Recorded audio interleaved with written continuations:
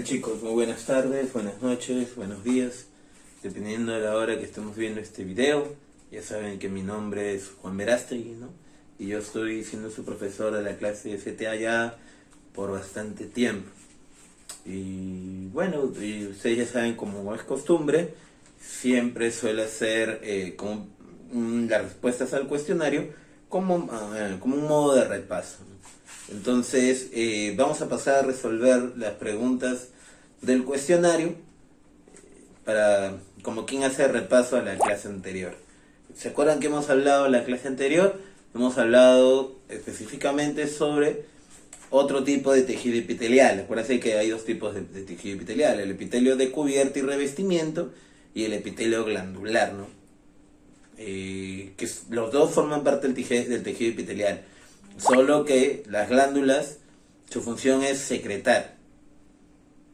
Entonces ellos secretan algún tipo de sustancia, ¿no?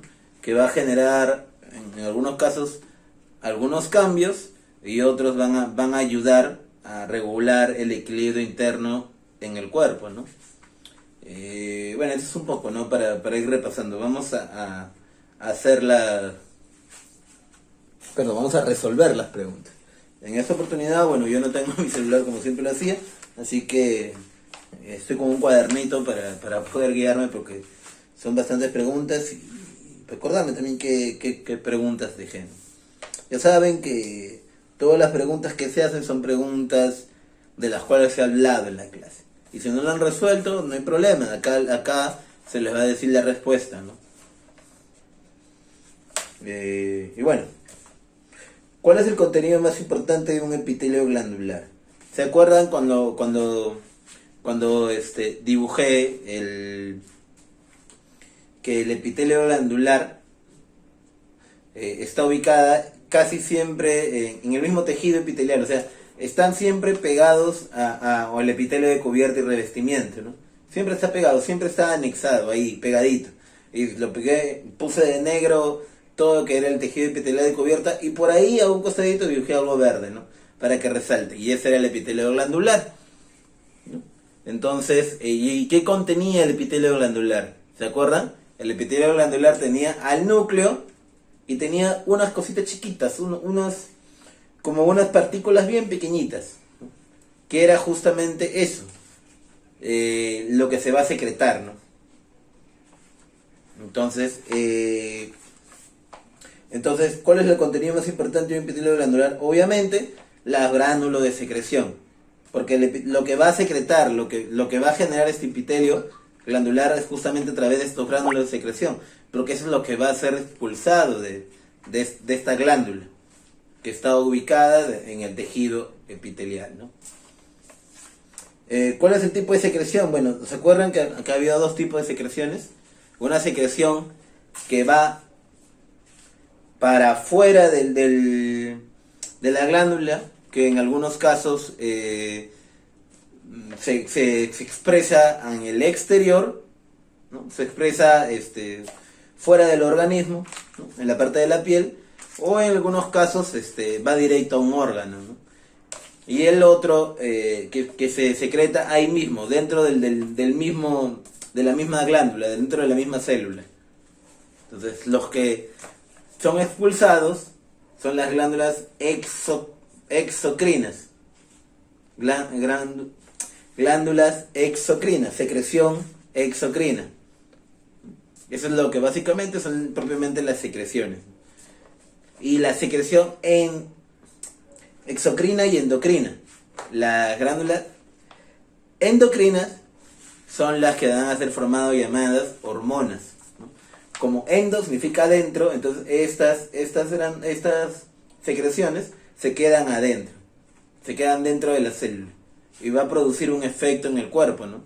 En el organismo, va a ayudar de repente a apoyar al crecimiento, va a apoyar también a la formación de la sangre, ¿no? Con la famosa eritropoyetina que hace ratito lo estábamos hablando. Bueno, entonces, ¿cuál es el tipo de secreción? Bueno, hay dos: la secreción endocrina, la secreción exocrina, y me olvidaba de uno más, la anficrina, ¿no? La anficrina, que es la combinación de los dos. ¿Qué quiere decir? Que tiene secreciones endocrinas y tiene secreciones exocrinas. A la secreción endocrina también le conocen como hormonas. Las glándulas exocrinas, es para relacionar, están formadas por un conducto excretor y una parte secretora. O, ¿se acuerdan cuál era la parte, cómo estaba dibujado, cómo funcionaba, cómo estaba estructurado? Una glándula exocrina tenía un conducto excretor, ¿no? Que era como que el canal que lo llevaba afuera, y una parte secretora, ¿no? La parte que va donde se va a generar las secreciones, ¿no? Pero aparte, obviamente, que su nombre más fácil es parte secretora, pero tiene un nombre técnico. ¿Cuál era su nombre? Adenómero. Entonces vamos avanzando. Como explicaba hace ratito, las secreciones endocrinas son también llamadas como hormonas. ¿Y para qué sirven las hormonas? Como les explicaba, que ayudan a regular el funcionamiento del cuerpo humano. Incluso hay un sistema endocrino, ¿no? Que ese es el que cuando por ejemplo se está saliendo bastantes granitos, es porque de repente hay un desajuste hormonal. De repente se está secretando, hay algo, de repente hay algo que está activando, que dentro de tu cuerpo, que está produciendo que de repente se secrete más, que haya más secreciones endocrinas, o sea, haya mayor producción de hormonas que esté generando eso. O también lo que han hecho, por ejemplo, a Messi, ¿no? Messi como era pequeño, le pusieron una hormona de crecimiento, ¿no? Para que estimulara al cuerpo a que siga creciendo.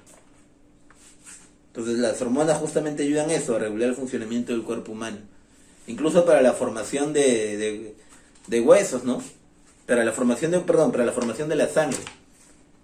La famosa eritropoyetina, que lo produce el riñón. El riñón produce la eritropoyetina, que es la hormona encargada de formar sangre, para que se produzca sangre, para que se cree sangre.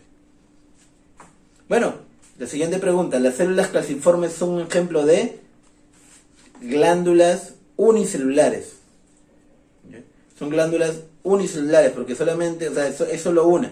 Generalmente este tipo de glándulas como las endocrinas, exocrinas, siempre tienden a estar varias, pero a juntarse. Pero las células calciformes no, las células calciformes solamente son una. Y así se dice, son las únicas. Y generalmente están en el intestino delgado, ¿no? Ahí están cumpliendo una función de secreción de moco, porque es la función que tiene, secretar moco. Bueno, ¿cómo se llaman las glándulas que participan en el olor de las axilas?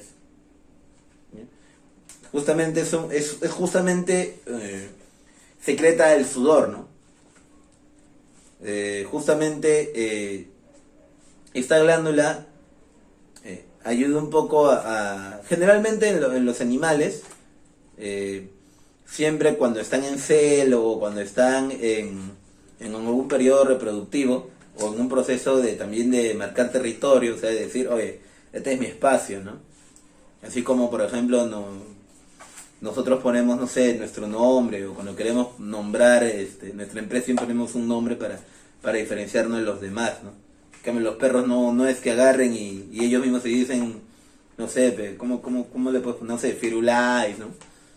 Hola, me llamo Firulais, ¿no? Así no se comunican los perros, los animales. Generalmente los perros se comunican por el olor. Entonces, como nosotros también tenemos rasgos o restos, también porque también tenemos nuestra descendencia, nuestra evolución es de animales, entonces nosotros también tenemos esa producción. Entonces nosotros también botamos un olor que está en las axilas, o también en algunos casos en los genitales. Entonces tenemos un olor particular que sale en nuestro cuerpo. Entonces ese tipo de glándulas es una glándula, se llama glándulas oloríferas. ¿Por qué? Entonces estas glándulas oloríferas, ¿qué son? ¿Hormonas o secreciones exocrinas? Son secreciones exocrinas porque esta secreción está saliendo, está siendo expulsada de afuera del organismo, porque el olor se produce adentro, pero se expulsa y sale a veces por la axila. Entonces un aroma particular al espacio, ¿no? Que algunas veces, bueno, no es un olor bonito, pero es un olor que muchas veces suele ser hediondo, y se trata de regular, de quitar ese mal olor con desodorantes, ¿no? O con algún otro tipo de sustancia, ¿no? Pero ese siempre va a quedar un aroma, ¿no? Muy particular de cada uno. Vayamos al otro punto. ¿Cuál es el funcionamiento de las glándulas sudoríparas? Exacto, acá es bien importante. Bueno, creo que es obvio por el mismo nombre que tiene que ver con el sudor. Pero el sudor no solo es decir, ¿sabes qué? Estoy sudando, ¿no? O sea, es porque estoy cansado.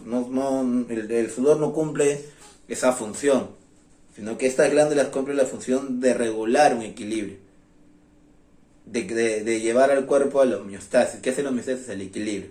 Que se explico. Cuando tú estás haciendo ejercicio, estás jugando pelota, tu cuerpo se calienta. Tu cuerpo se calienta, se comienza a aumentar la temperatura. Entonces, para poder regular este calentamiento que tenemos en el cuerpo comienza a producir agua y expulsar el agua, para que así se equilibre el cuerpo. Entonces, y por eso justamente se abren los poros, ¿no?, de nuestra piel, para que pueda salir por ahí el sudor y se pueda regular el equilibrio interno, porque a mayor calor se va a producir más agua. Entonces tu cuerpo va a expulsar el agua para mantener el equilibrio. Entonces regula un poco la temperatura. Y también las glándulas sudoríparas no solamente están cumplen esa función del sudor, sino también están en el intercambio gaseoso, en el pulmón, específicamente en el alveolo, porque ingresa O2, ¿no? En todo el aire hay oxígeno, tú lo ingresas. Y el famoso, ¿no?, ingreso O2, sale CO2. Entonces, como las glándulas sudoríparas cumplen una función de equilibrio para regular la homeostasis en el cuerpo, están en los alvéolos. Entonces, ayudan a que este intercambio gaseoso entre entrada de O2 y salida de CO2 sea más fácil, sea más viable. Entonces, las glándulas sudoríparas también están ahí. ¿Ya? Vayamos con la penúltima pregunta. ¿Qué son las glándulas anficrinas? Bueno, ya la habíamos explicado hace rato, ¿no? Son glándulas que tienen las dos, ¿no? Tienen las endocrinas y las exocrinas, o también son conocidas como glándulas mixtas, ¿no? No hay mucho que hablar ahí. Creo que me olvidé de una pregunta.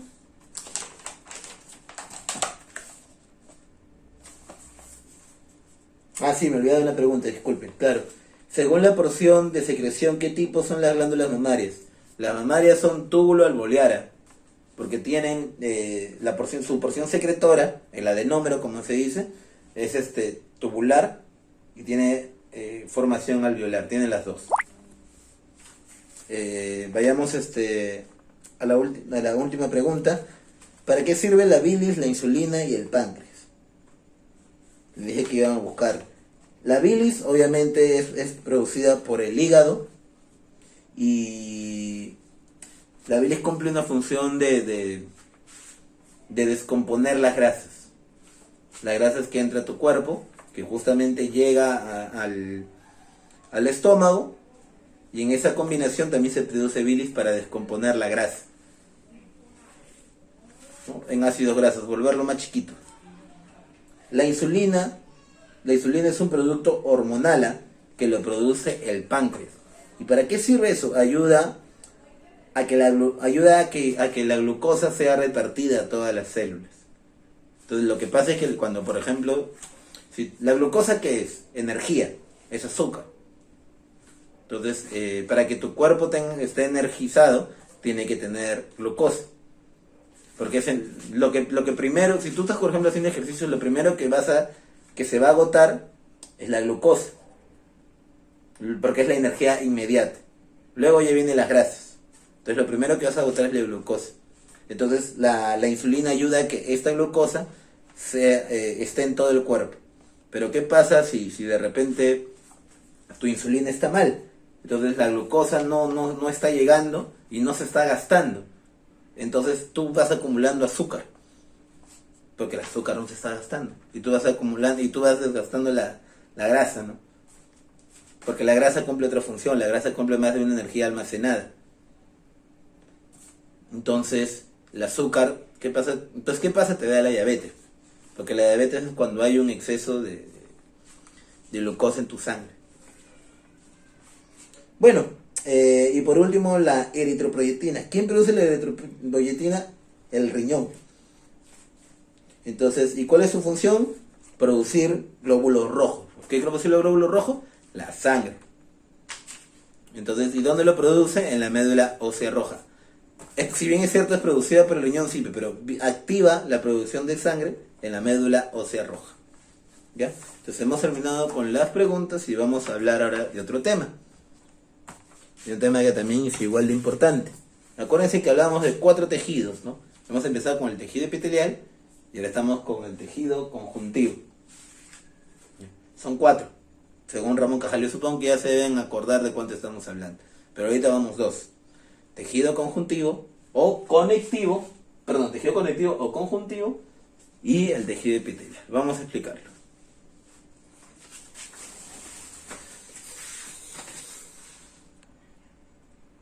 Listo, chicos, continuando con la clase, vamos a explicar un poco. Mire, el tejido conectivo o conjuntivo es un tejido que prácticamente está ubicado en todos los lados. O sea, creo que el tejido conectivo es el tejido más largo que existe en nuestro cuerpo humano. A veces la gente dice, no, la piel es el tejido que es más grande y más amplio de todo el cuerpo humano. No, porque la piel es un órgano. ¿Se acuerdan cuando hablamos de la organización de la complejidad de la vida? Que primero era nivel químico, luego después hablamos de nivel celular, y a partir de celular ya hablamos de vida, y bueno, y luego venía los tejidos, y los órganos son la combinación de tejidos. Y la piel no solo tiene el tejido epitelial, también tiene el conjuntivo o conectivo. En la piel habita el tejido epitelial y el tejido conjuntivo. No sé si se acuerdan cuando comenzamos a hablar de epidermis, de epitelial, dibujaba la epidermis y abajito, ¿qué dibujaba? El tejido conectivo, no sé si se acuerdan. Lo dibujaba abajito para que comprendan y se entienda que la piel abarca todo eso. Entonces, no hay que confundirnos. El órgano más grande y amplio que tiene el humano es la piel. Pero el tejido que es más grande y más amplio es el tejido conectivo conjuntivo. No se vayan a confundir, por favor. ¿Y qué es el tejido conectivo conjuntivo? Bueno, es un tejido formado por células poco diferenciadas, que quiere decir que no hay mucha diferencia en cada una, las diferencias son poquitas, pero con abundante sustancia intercelular, que se encargan de unir tejidos para brindarles sostén y nutrición. ¿Se acuerdan que hablábamos de que el tejido epitelial es avascular? Es avascular, que no tiene vasos sanguíneos. Y si no tiene vasos sanguíneos, no tiene cómo alimentarse ese tejido, porque el tejido epitelial no tiene cómo alimentarse. Por eso se alimentaba mediante el tejido conectivo conjuntivo, que ellos sí tienen estos vasos sanguíneos, tienen los capilares, ¿no? Donde agarraban y con eso se nutrían. Ahora, los capilares sanguíneos son justamente, hemos hablado de los capilares sanguíneos, sí, pero no lo hemos definido como tal, que es un capilar sanguíneo. Lo voy a poner así ya cuando lleguemos a hablar sobre sangre, el sistema sanguíneo, y vamos a poder hablar un poquito más. Pero los capilares son vasos sanguíneos más chiquitos, con un diámetro más pequeño, que permite que tengan salidas y que sea permeable. Quiere decir que salga por ahí un poco de O2, ¿no? Un poco de oxígeno, para que pueda nutrir y llevar alimento, para que pueda nutrir el tejido epitelial. Entonces, así es como se nutre. Entonces el tejido conectivo tiene esa función. Une tejidos. Y también ayuda a darle soporte, que ya lo vamos a ver más ratito conforme vayamos avanzando la clase. Ahora, ¿qué es sustancia intercelular? ¿Se acuerdan que hablamos de sustancia intercelular? Que era el espacio que hay entre una célula y otra. Acá hay un dibujito que expresa mejor lo que es una sustancia intercelular. Vamos a mover la camarita. Ya ahí está. Vamos a ver la camarita, a ver si me ayuda la camarita. Ahí está. A ver. Lo que está enmarcado con un cuadrado de rojo, esa es la sustancia celular. Ahorita voy a estar explicándole qué tipo de célula es cada uno, pero si se dan cuenta, lo verde está bastante separado los verdes son los tipos de células, y cada tipo de célula está bastante separado, ¿sí o no? En cambio, cuando hablamos de tejido epitelial no estaban separados, más bien estaban bastante, pero bastante juntitos, ¿no? Pegaditos estaban. ¿Por qué? Porque como están pegaditos ayuda a tener más protección, más resistencia. Y acuérdense que el epitelio de tejido epitelial lo que ayuda es a cubrir, a dar protección. Entonces, obviamente que tienen que estar pegaditos para que haya mayor fortaleza frente de repente a un desgaste. Porque la epidermis, la piel, propiamente, como se dice, hay bastante desgaste, siempre está con constante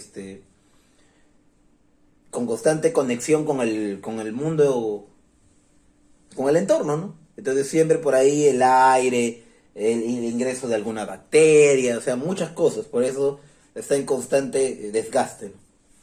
Pero el conectivo no, el conectivo no tiene esa función, porque más bien el conectivo está dentro del epitelial, o sea, está abajo, entonces no tiene por qué estar pegaditos, más bien, como le dije, cumple otra función.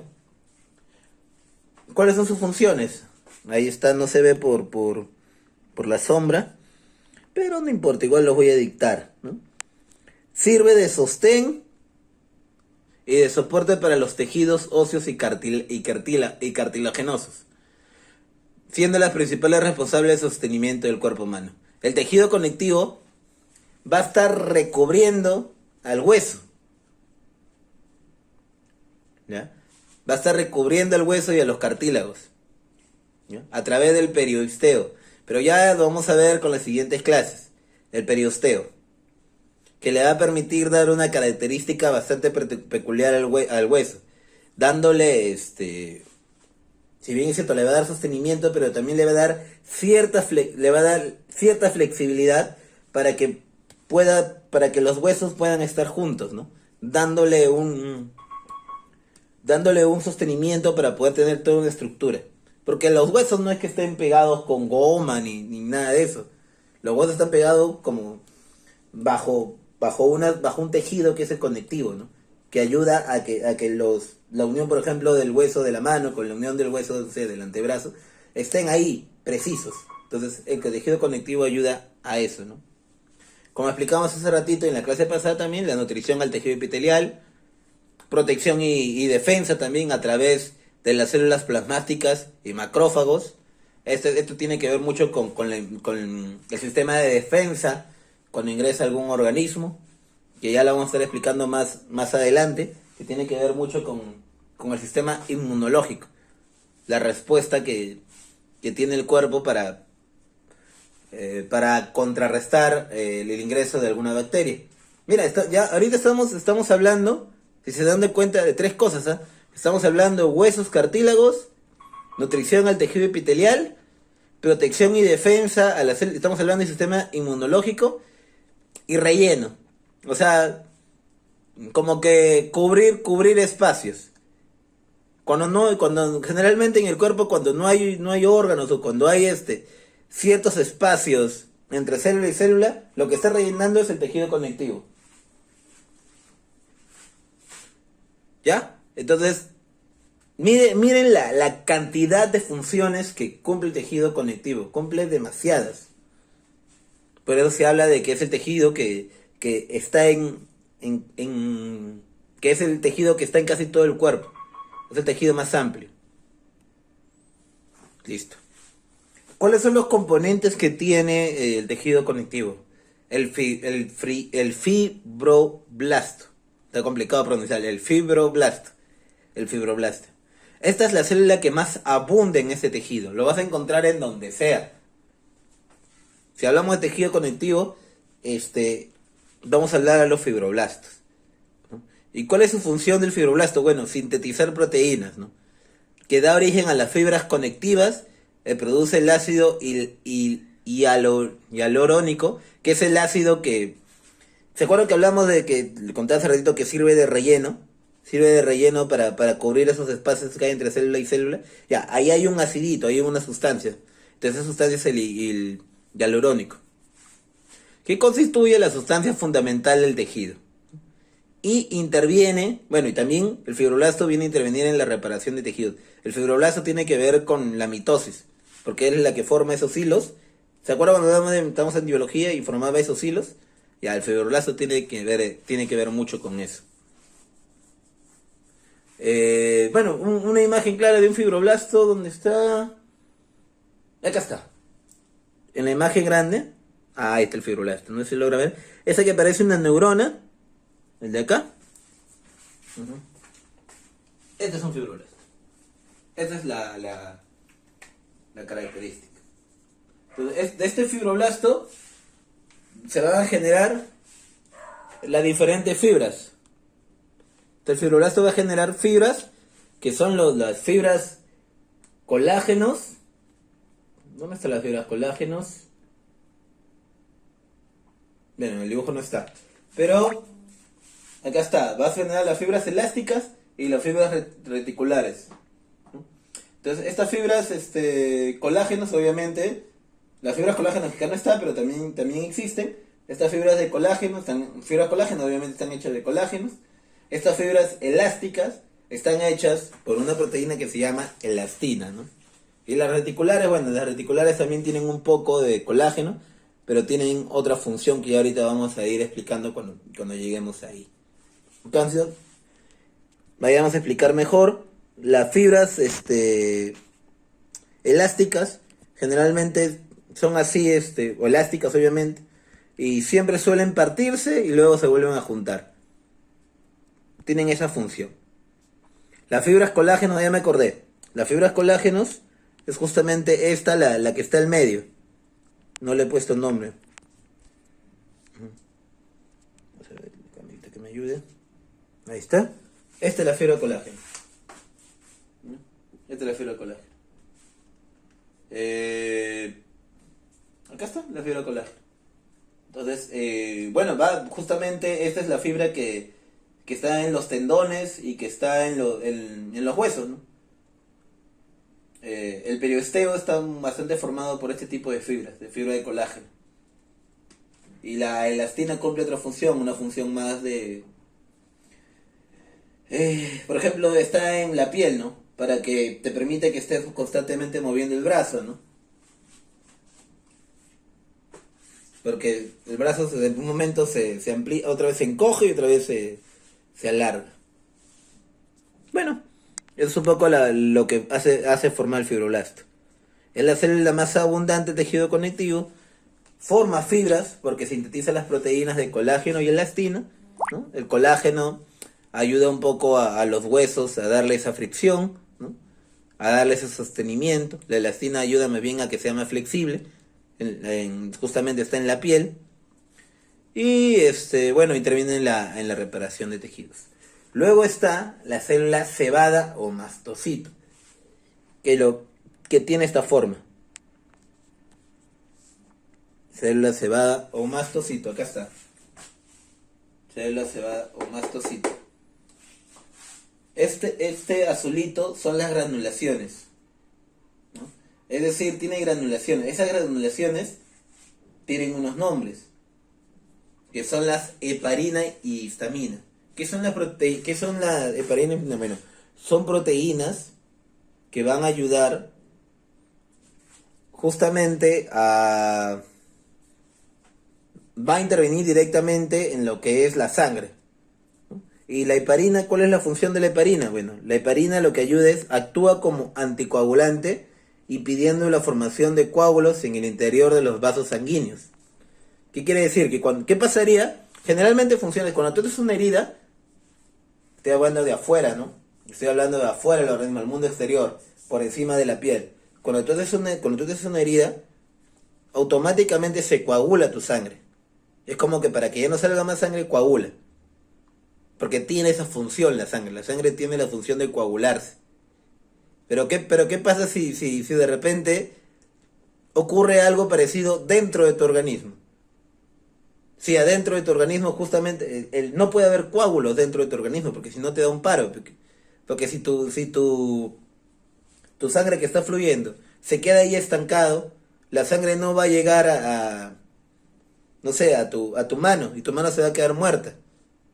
O si de repente no va a llegar a tu corazón, ahí te da un paro. Te da paro o infarto, ¿no? Lo que le llaman paro o infarto, que es como que se paraliza un rato tu cuerpo. Porque no está llegando la sangre. Es porque de repente la heparina no está funcionando bien. La heparina lo que hace es que evitar esto, de que se coagule la sangre a nivel interno. Porque la sangre tiene esa propiedad, pero adentro de tu organismo no puede tener esa función de coagularse. Entonces la heparina ayuda a eso, a que no haya esa coagulación dentro de tu cuerpo. Luego está la histamina. Entonces, que es una sustancia química que dilata los vasos pequeños durante la inflamación. Cuando hay cuando hay una inflamación, o sea, cuando comienza a crecer tu cuerpo, o cuando hay un dolor, entonces la histamina un poco ayuda a que este dolor se baje, ¿no? Porque incluso hay pastillas que dicen antihistamínico, ¿no? Que ayuda a que justamente esta inflamación se baje, a este hinchazón, este dolor, baje. Entonces, bueno, entonces esa es un poco la función de la heparina y la histamina.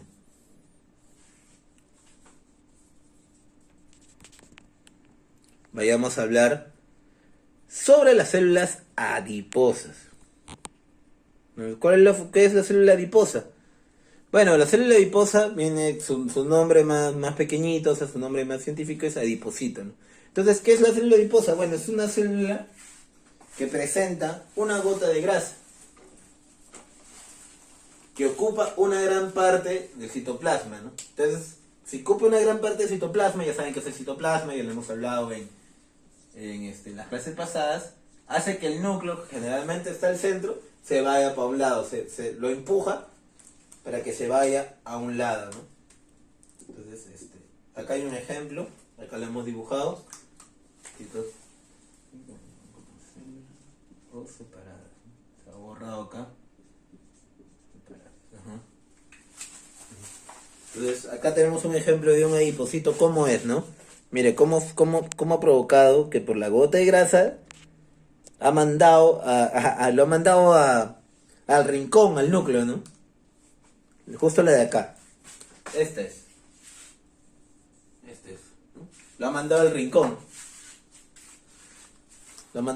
Ahí está el adipocito. Lo ha mandado al rincón por la célula de grasa. Y bueno, ¿para qué sirve? Bueno, sirve justamente para sintetizar, almacenar y liberar ácidos grasos. Esa es su función, sintetizar, almacenar y liberar ácidos grasos. Lo que pasa es que cuando entra la grasa así grande, ellos lo que hacen es romperla, ¿no? Y hacerlo en más chiquitos. Entonces por eso dicen ácido graso. La grasa lo reducen y se vuelve ácido graso. Esa es su función más que todo, ¿no? Cuando estas células se van acumulando, forman lo que es ya el tejido adiposo. Acuérdense de que cuando se forman células, formas tejidos, ¿ya? Entonces, esta célula también se va a juntar con varios. Por lo general andan solas, siempre están separadas, pero cuando se juntan, forman un tejido, el tejido adiposo, que ya lo vamos a ver cuando continuemos la clase donde hay tejido adiposo. Pero por ahora, les digo, en el riñón hay un tejido adiposo bastante importante, que ayuda más que todo tiene bastantes funciones, pero una de las funciones es termoaislante, porque la grasa rechaza bastante el calor. ¿no? Y ayuda a que se regule el calor que está en el riñón. Ayuda también a mantener un peso, para que el órgano se quede ahí, ¿no? Se quede estancado ahí y no haya mucho movimiento. Parece mentira, pero la grasa en el cuerpo tiene una función bastante importante. Ayuda a dar forma también incluso a parte de nuestro cuerpo humano. Pero ya ahorita lo vamos a ir viendo con las siguientes clases. Luego está el macrófago, ¿no? El macrófago, perdón, también es parte del sistema inmunológico. ¿Qué es inmunológico? Que actúa cuando ingresa a un organismo. Entonces, este macrófago se forma a partir de los monocitos. ¿Qué es un monocito? Un tipo de glóbulo blanco especial que interviene para la defensa de los organismos a través de la fagocitosis. Fago es comer. Citosis es célula. Formación de célula. En cambio, lo que hace el macrófago es comerlo. Se come una célula. Entonces, acá más o menos vemos el dibujito muestra, ¿no? Lo de verde, que ahí está el monocito ahí bien bonito. Pero conforme pase el crecimiento de este monocito, se abre grandazo. Acá actúan varias hormonas, ¿no? Varias hormonas. Y se va a volver un comelón. Y cuando se vuelve un comelón ya se vuelve el macrófago. Porque se va a comenzar a comer a las bacterias u organismos que ingresen a nuestro cuerpo. Cuando el macrófago se come a bacterias que son unicelulares, solamente que tienen un núcleo, se le dice macrófago fijo. Y generalmente está esperando ahí que venga. Pero también es el macrófago libre. Estas macrófagos no libres se movilizan con pseudópodos, o sea, falsos pies, ¿no? Que fagocitan resto de células, material alterado, bacterias y partículas inertes que ingresan al cuerpo. Y también forma parte de la formación de defensa, ¿no? Entonces también, esta diferencia del macrófago fijo, que está ahí esperando, se mueve, ¿no? Y come el resto de células, a veces cuando hay material alterado, ¿no? ¿Qué es material alterado? A veces en las mitosis o al momento que se van formando otras células, ¿no? Por la famosa mitosis, a veces hay células que de repente se forman mal, ¿no? Había algún error, entonces viene el macrófago y se lo come. Ya cuando hablemos de sistema inmunológico lo vamos a entender mejor, porque todas las células tienen una buena codificación. ¿Qué quiere decir? Que la célula sabe que hay otra célula que es su hermana porque tienen el mismo funcionamiento, tienen el mismo código genético. Pero cuando de repente hay una malformación en ese código genético, no lo lee, y como no lo lee, lo toma como si fuera un agente extraño. Entonces ahí viene el macrófago y se lo come. Luego está también, o sea, mira, estamos hablando de tres, vamos a hablar con el último, ya son tres. Célula gigante a cuerpo extraño. ¿Qué quiere decir? Que si de repente la bacteria es más grande, o este organismo que ingresa es más grande, el macrófago se va a juntar con más macrófago y se va a volver un macrofagazo. Un grandazo que se va a comer a esta bacteria que son grandes. Bueno, luego está la célula plasmática o plasmocito. En el transcurso de la pizarra se me ha borrado. Pero bueno, igual se entiende. Plasmocito. Esta también pertenece al sistema inmunológico, pero es un tejido conjuntivo. Miren la cantidad de diferentes lados que se mueve el tejido conjuntivo. Hemos hablado del sistema óseo. Óseo es hueso, ¿no? Estamos hablando, ahorita estamos entrando a la sangre, ¿no? Acá hemos hablado de músculo, óseo, cartílagos. Y ahorita estamos entrando netamente a sangre, ¿no? Sistema sanguíneo.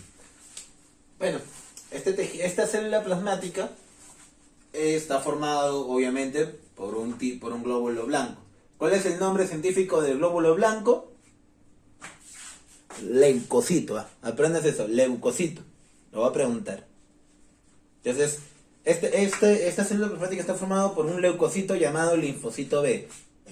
Entonces, ¿qué es el linfocito? El linfocito es la principal cadena de defensa. Entonces, esta célula plasmática va a ayudar a que justamente se genere la inmunidad. ¿Qué es la inmunidad?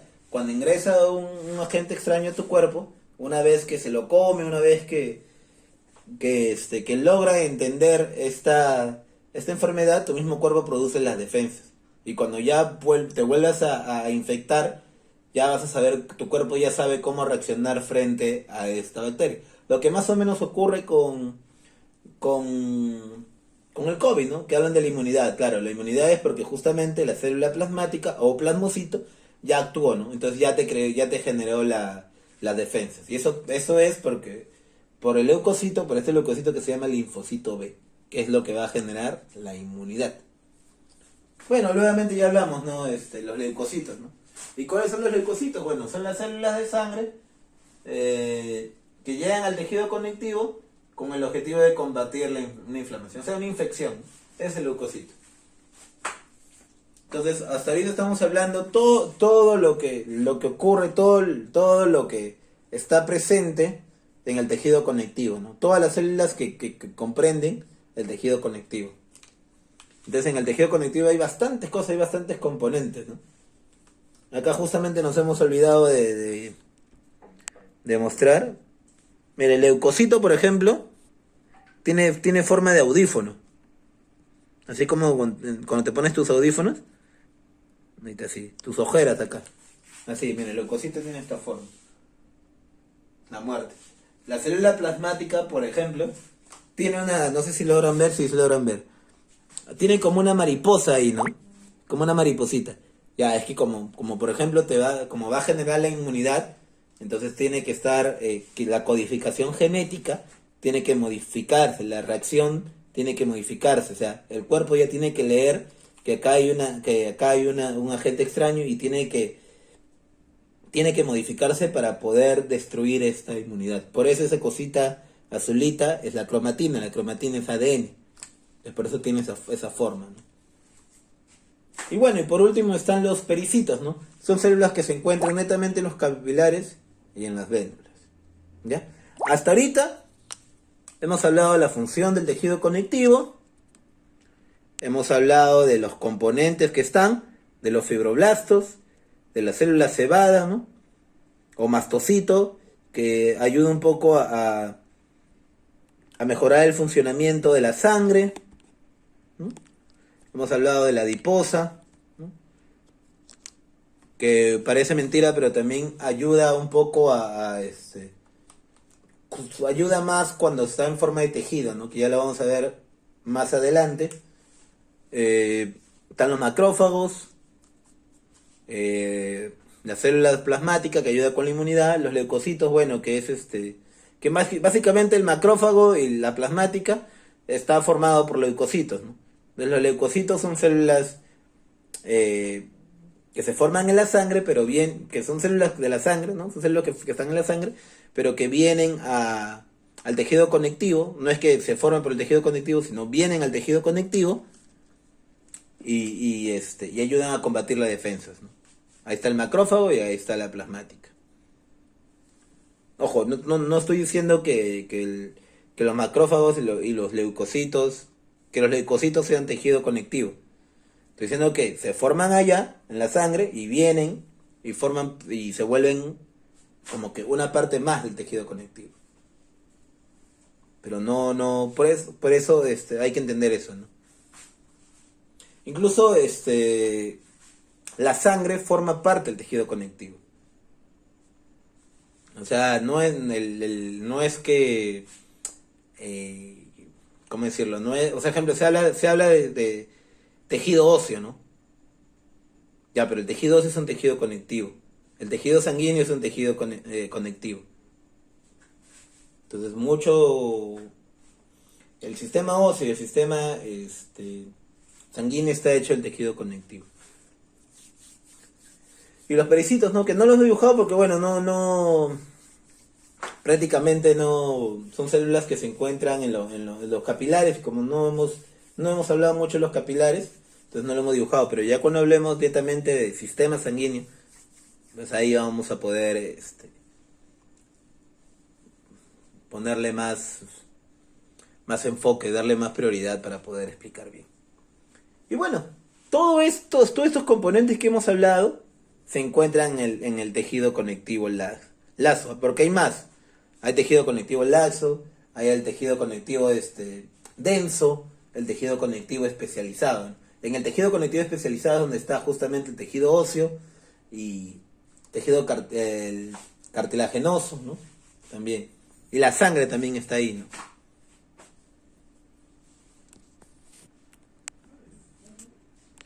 Y bueno, ya para terminar, vamos a hablar un poquito de las fibras, ¿ya? Como ya estamos hablando hace ratito, ¿qué célula forma las fibras? El fibroblasto. Entonces, lo que va a haber entre cada célula del tejido conectivo va a ser lo que es la sustancia fundamental amorfa, que es una sustancia incolora, transparente y ópticamente homogénea. Y justamente como hablamos hace ratito, el tejido conectivo cumple una función de relleno. Entonces va a rellenar los espacios de cada célula y justamente eso va a ayudar a que sea como barrera cuando algún organismo quiere entrar y directamente atacar alguna de repente de estas células, ¿no? Entonces ayuda a que se vuelva más lento, porque como es incoloro, transparente y es medio acuoso, entonces ahí hace que choque. Y lo otro es el componente fibrilar, ¿no? Que es la fibra que justamente es formada por el fibroblasto. Entonces estas fibras son tres, ¿no? Las fibras colágenas, que como explicamos hace ratito, están formadas por colágeno, se encuentran en la mayoría de todos los tejidos conectivos, y básicamente lo encuentras en los huesos, en los cartílagos, en los tendones y en los ligamentos, ¿no? Que brindan rigidez y resistencia al tejido, ¿no? Luego están las fibras elásticas, ¿no? Que están formadas por la fibra de elastina. Así su mismo nombre lo dice, ¿no? ¿Cuál es la fibra que está formada por colágeno? Las fibras colágeno. ¿Cuáles son las fibras que están formadas por la proteína elastina? Las elásticas. Su mismo nombre lo dice, ¿no? Proporciona resistencia y elasticidad, ¿no? Abundante en la piel, vasos sanguíneos y los pulmones. ¿Por qué no? Es deducción, mire. ¿Por qué vasos sanguíneos? Porque los vasos sanguíneos van a llevar la sangre, ¿no? Entonces en algún momento van a crecer y van a bajarse. Van a crecer y van a bajarse. Entonces necesitas un tipo de fibras especiales, las fibras elastinas. Y bueno, luego están las fibras reticulares, de eso no hablamos, que está bajito, que parece Michi.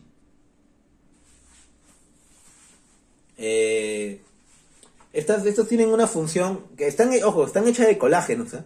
Pero no de colágenos gruesos como la de acá, ¿no? Porque esos son gruesos, más grosores, el grosor es más duro, ¿no? Acá son más delgaditas, ¿no? Y es como que forma el armazón de la médula ósea roja. Además forma redes en órganos epiteliales también, en el hígado, en el riñón. O sea, cumple una función más de relleno, cumple una función más de protección. No tanto cumple una función de elasticidad o de protección. Entonces, eso es todo lo que puedo explicar por ahora el tejido conectivo conjuntivo. Hay más cosas, vamos a continuar explicando más cositas sobre el tejido conectivo, porque hay más cosas. Acuérdense que este tejido conectivo es el que más abunda en nuestro cuerpo. Como le digo, lo encuentras en la sangre, en el sistema inmunológico, está en los huesos, está en la sangre, está incluso por ahí. También el sistema tejido conectivo también tiene conexiones con el sistema nervioso. Entonces el tejido conectivo está en todos lados. Ya le hemos explicado las funciones de sostén, de soporte para los tejidos óseos y cartilaginosos. Nutre el tejido epitelial porque el tejido epitelial es avascular, no tiene vasos sanguíneos. Protección y defensa a través de las células plasmáticas y micrófagos que ya hemos explicado. Y relleno, ¿no? Relleno a través de la sustancia del ácido hialurónico. Sus componentes, lo que está dentro del tejido conectivo, hemos hablado del lazo, que es específicamente el más abundante. Ya en la siguiente clase vamos a hablar de los diferentes tejidos conectivos, que justamente ahí está el óseo y, la sangre, y el cartílago también, tejido cartilaginoso. Está el fibroblasto, ¿no? Que son células más abundantes en tejido conectivo. Produce las fibras, ¿no? La fibra de colágeno y elastina y reticulares. La célula cebada, que son granulaciones, que su dibujo, como lo vimos hace ratito, tiene granulaciones. Ojo, no se van a confundir con las glándulas, con el epitelio glandular, que también tiene secreciones. The Bluetooth device is ready to pair. No se vayan a confundir, hay un poquito de bulla. No se vayan a confundir, porque este es un tejido conectivo, el otro es un epitelio glandular. El otro tiene secreciones, son granulaciones. Vamos a dividir, que contiene la heparina y la histamina. La heparina es un anticoagulante y la histamina ayuda justamente a dilatar los vasos pequeños durante una infección. La adiposita, que es un tejido de grasa, ¿no? Que ayuda un poco a sintetizar la grasa propiamente dicha, a dividirlo, a hacerlo más pequeño, y también cumple una función de relleno, ¿no? Que ya lo vamos a ver un poquito más en la siguiente clase. Los macrófagos, ¿no? Que cumplen una función de defensa. Dependiendo de la gente que venga, se va a dividir. ¿Cómo funciona? Se lo come, parte de un monocito, ¿no? Que es así, que como vemos de grandaza, luego se divide y se vuelve más dragón, se come a todos. Dependiendo, si es unicelular, es fijo. Si de repente hay un material alterado, hay bacterias más complejas, ¿no? Una cuestión más compleja, como hablamos de ciertos errores al momento de la mitosis, viene un macrófago libre y se lo come. Estos tienen como patitas falsas y se lo comen. Y si de repente el agente que ingresa es más grande, se hace que se junten todos los macrófagos y se vuelve más grande y se lo come. Luego está la célula plasmática o plasmocito, que es lo que genera la inmunidad, ¿no? Es formado a través de un sistema leucocito llamado linfocito B. El linfocito B produce esta célula y sintetiza el cuerpo, ¿no? Como el COVID, como hablamos. Los leucocitos, bueno, son células de la sangre que llegan al tejido conectivo con la función de combatir una inflamación, una infección. Los pericitos, que son células que se encuentran en los capilares y las vénulas, que ya vamos a hablar más de eso cuando hablamos directamente del sistema sanguíneo. Luego, entre célula y célula, como hablamos, va a haber una sustancia fundamental amorfa, que le llaman así, y que es incolora, transparente, y que más que todo cumple una función de protección para que no sea tan fácil ingresar a estos órganos algún agente extraño, ¿no? Como hablamos, hay las fibras que son generadas por el fibroblasto, que le llaman componente fibrilar. Está formado por fibra de colágeno, fibras elásticas y fibras reticulares. Las fibras colágenas están formadas obviamente por colágeno, se encuentran en los tendones, en los huesos, cartílagos, y cumplen, más que todo, ayuda a dar rigidez y resistencia al tejido. ¿Por qué? Porque los huesos, como les decía, no es que estén pegados con goma, ¿no? Sino que están ahí pegados con una función de rigidez, para que formen toda una estructura ósea. Luego están las fibras elásticas, que más que todo está en la piel, está formado por la proteína elastina y da resistencia y elasticidad, ¿no? Y las reticulares, bueno, son fibras muy delgadas, que obviamente que están formadas por colágeno, y forman el armazón de la médula ósea roja, ¿no? Y además también están en el hígado y en el riñón, ¿no? Y más que todo, cumplen una función de estructura, ¿no? Para rellenar los órganos, ¿no? Y nada, chicos, nos estamos viendo en la próxima clase, y muchísimas gracias.